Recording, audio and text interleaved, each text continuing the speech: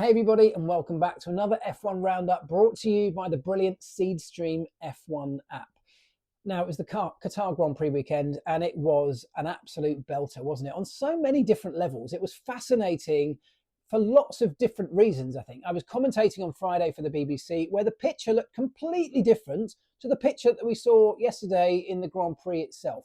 A massive turnaround, a massive swing in performance and conditions, and everything seemed to change. It was an evolving weekend from a performance point of view. The FIA had a bit of an absolute nightmare on so many levels, but we'll get into all of those kind of decisions and controversies as well. It was a big weekend in the Constructors Championship, and it was also, I think, a big weekend in a lot of the off-track news as well. And some of that is really fascinating. We'll dig into all of that. And on that note, I know the main championship, the Drivers' Championship, is done and dusted now. We've still got the Constructors' title to be decided. It's looking more and more likely that's going to go McLaren's way, which is great news if you're a McLaren fan. And even once all that is done, once the season's wrapped up, I still believe this time around, towards the end of 2024, there are going to be a number of really big stories coming out up and down the grid once the season's finished in the next few weeks. I think those stories are going to surround certain drivers, certain team personnel as well as a number of other things that are bubbling away in the background. Now, when those breaking news stories happen, typically you might discover that on social media, I guess, as many people do. And when you see that, you want to dig in a bit deeper. So you might go and search for either an article or a YouTube video or something like that to learn more information about the thing you've just seen on social media. The great thing about the Seedstream F1 app is that it puts all of those different news sources into one place, from people that you know and trust, from the best sources, the best journalists. It's video content, it's written content, it's social media content. It's all centered around a particular storyline. So as this season draws to a close, with many of those storylines that are only beginning to unfold now, I highly recommend you go and download Seedstream. It's totally free, and I definitely think you'll enjoy having that in your phone as your first point of reference as an F1 fan. All right, with that done, let's talk about the Qatar Grand Prix weekend. It was a weekend when mathematically McLaren could have sewn up the championship, although that was a very, very tall order. But having said that, they got off to the perfect start, didn't they, in the sprint, taking that 1-2. That was the first part done. What happened, though, after that was a dramatic turnaround, particularly in the hands of Max Verstappen and Red Bull, where the engineering team there, together with Max and everyone surrounding them, did a wonderful job of understanding what was wrong with that car and engineering their way out of the problem. It's what Formula One engineers are so good at doing. And Red Bull particularly have been excellent, extraordinary at getting those decisions right over quite a long period of time now. And they did that to an unbelievable length to give Max a real opportunity, which he then went on to capitalise. So well done to Red Bull from that perspective in the engineering side of things. I think from that constructor's point of view, McLaren, of course, weren't able to do it. It was a tall order to get that done this weekend. But I think the bigger picture of that is that we've got only one race left to go, which means the number of opportunities for Ferrari are just down to just one to overturn the deficit they have. It's now a very, very tall order for Ferrari to do it. And I think the bigger side of that is that Ferrari don't have a car in almost every racetrack. They don't have a car which is dominant. They have a car that's very, very good and can be in the mix at many circuits.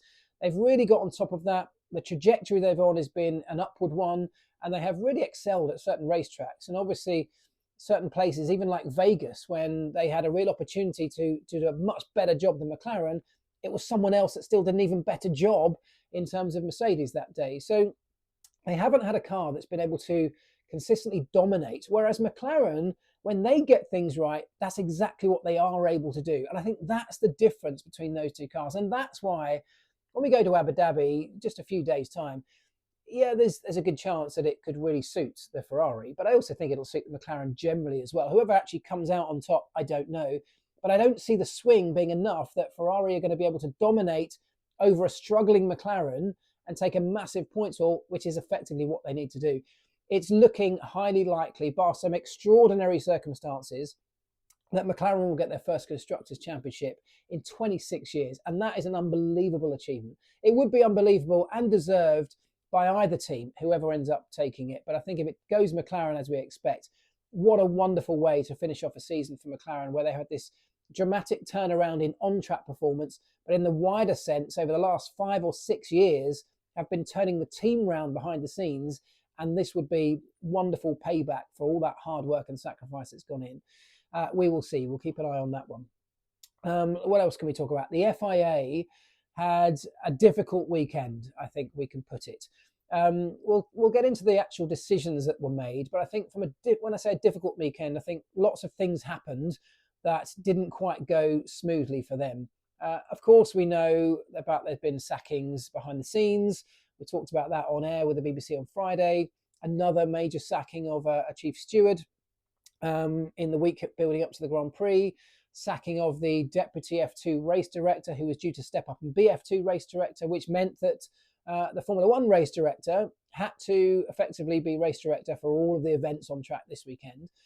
There was questions whether that would stretch him too much. I don't know the answer to whether it did or not. But on top of all of that controversy going on in the background, we had all of the on-track incidents in the race, together with the penalty that Max Verstappen took on Saturday.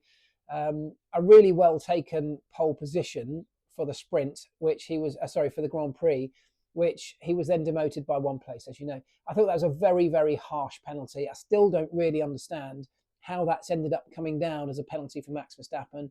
And look, quite predictably, he managed to turn that around in the race, and whether it was in any way driven by his frustrations, by the exit of turn 1 and turn 2, he was already in the lead and didn't leave that position for the rest of the race. So maybe it worked in his favour in one way or another. As well as that, we had things like the safety car lights not working properly. It looks like they had a modified rear wing on the rear wing and light system on the back end of the safety car, which didn't seem connected to the main lights on top of the safety car. So whilst the main lights did go off, the one at the back of the car, which is the main one in the driver's eye line on the rear wing and rear bumper, that was still flashing, which clearly was going to be confusing for those drivers who used that as their reference as to when the leader, i.e. Max Verstappen in that case, takes over running the race. So that was difficult.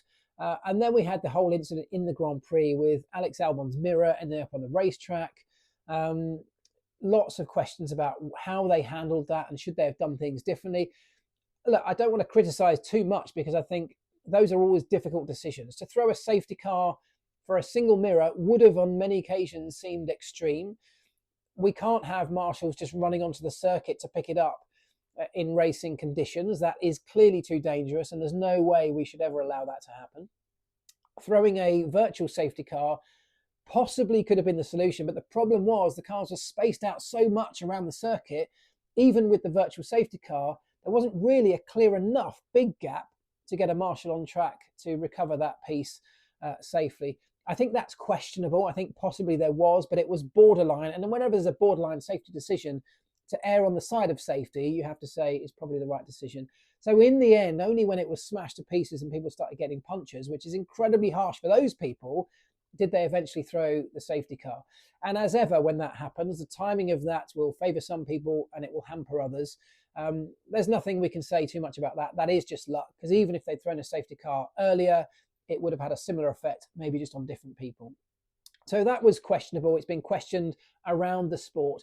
And that's the point, I think, this weekend. There was a lot of shade or questions being thrown at the FIA, some of which possibly were justified, certainly in the build-up to the weekend and around their general governance. I think there are a lot of questions which it would be great to have answered. But many of which I actually think were pretty much okay. When we really pick them apart, like that safety car, yeah, maybe things could have gone slightly differently, but actually they kept things safe in the most part. And I don't think we can argue too much with the way that one panned out. When we did get the double waved yellows for the piece of debris on track and Lando didn't lift off for those, there's nothing you can do about that. That's a mistake from Lando and from the team. The team should have informed him. They should have reminded him to back off. It's well known by every single driver. You need to back off. You need to show evidently that you've backed off. And most people did that, but Lando didn't. So you can't really argue with the offence.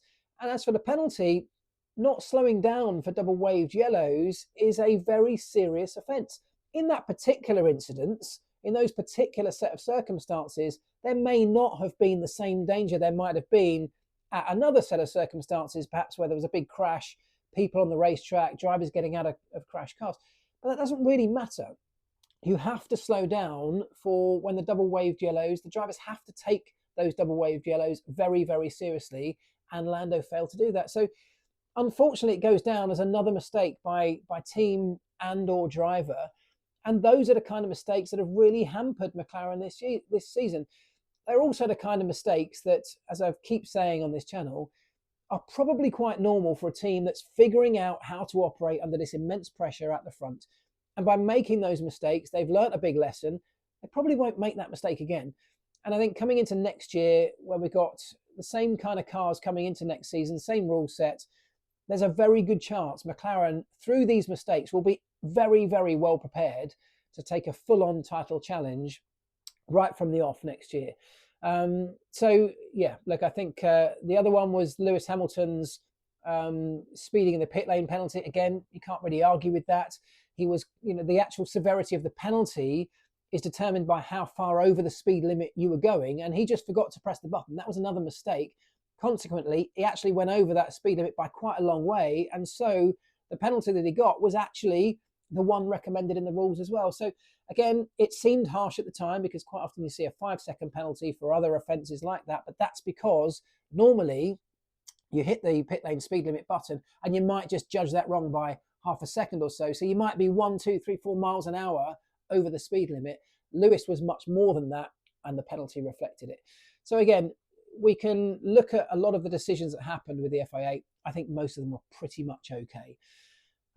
In the race itself, let's look at Max Verstappen first of all, because it was another really strong race from him. After a difficult start to the weekend, as I said, the team turned it around.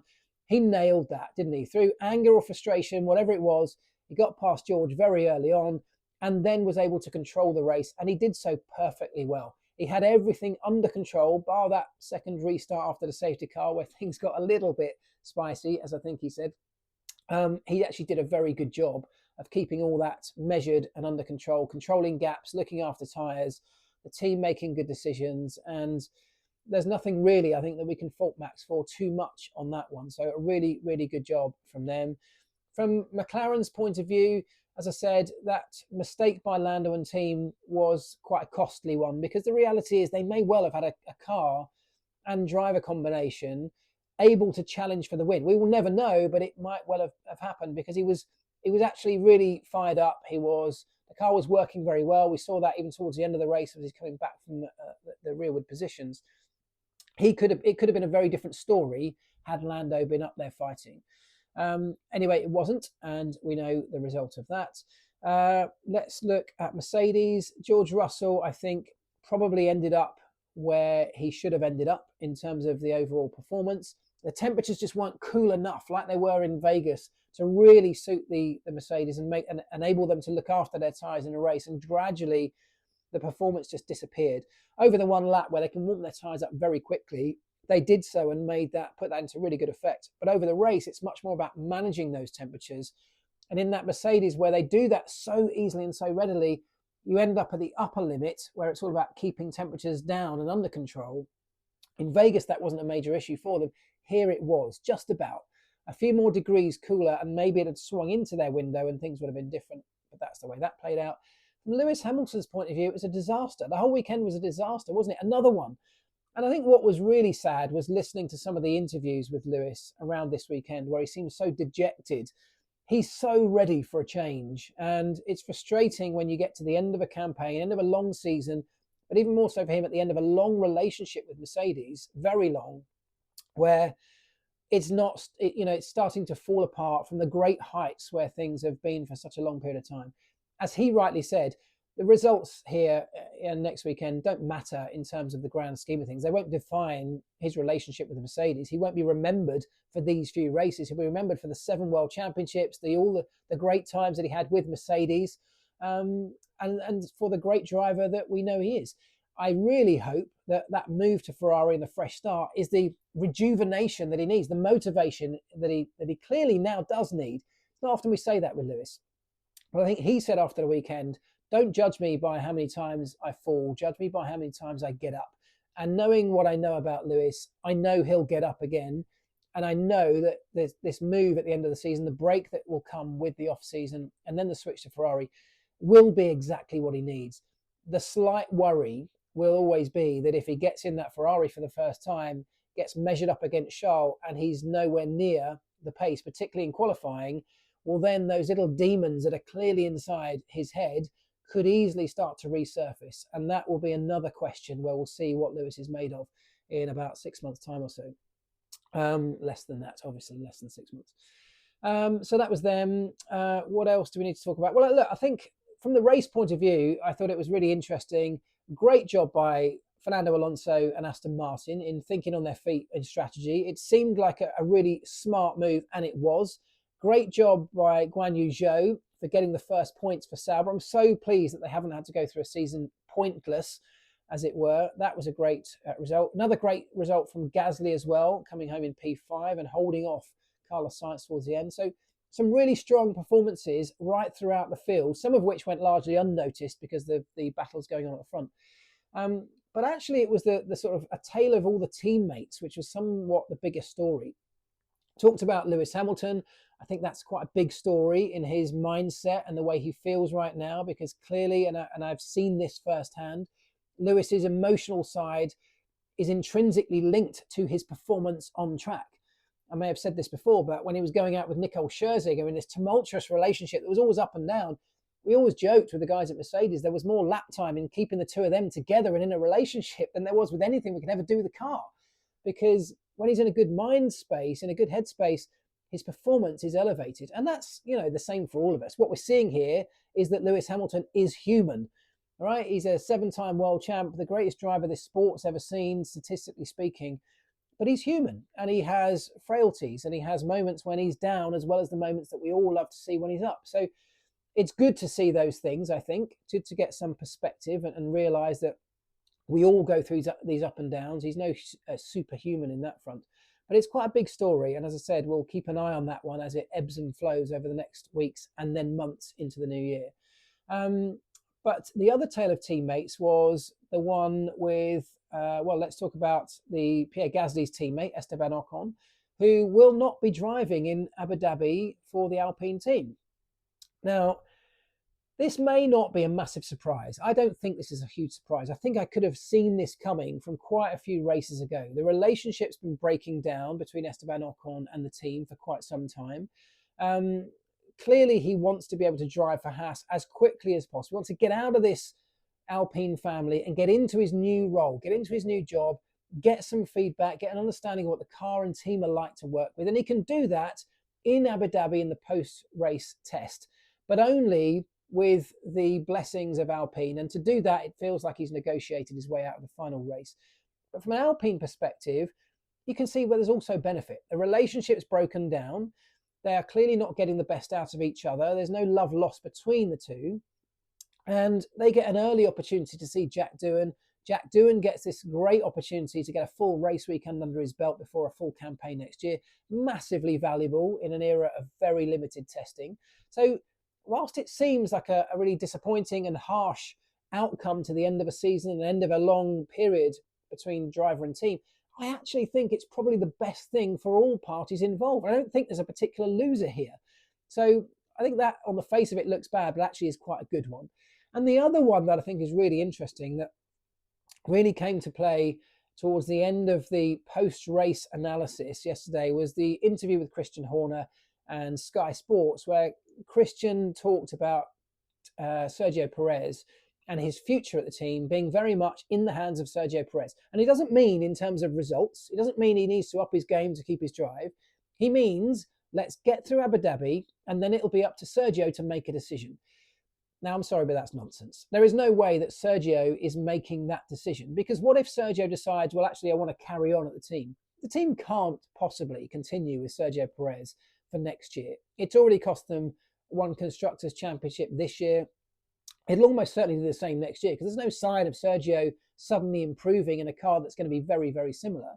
So it's not really going to be Sergio's decision. What they mean by that, and this is me reading between the lines, this is my opinion only, what they mean is at the end of Abu Dhabi, they are going to get Sergio Perez to announce his own retirement. So it looks like his decision.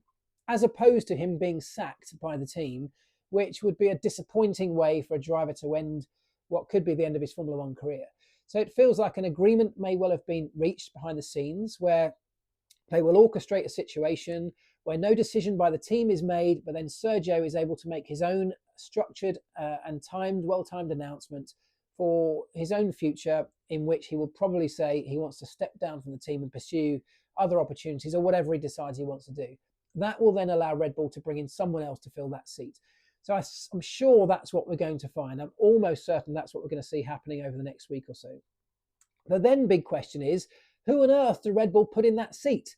Because Liam Lawson's having an absolute shocker. Tsunoda at times is doing a decent job, but certainly not consistently enough. And no one is standing out well enough that you'd be looking at them going, well, this is the next big talent.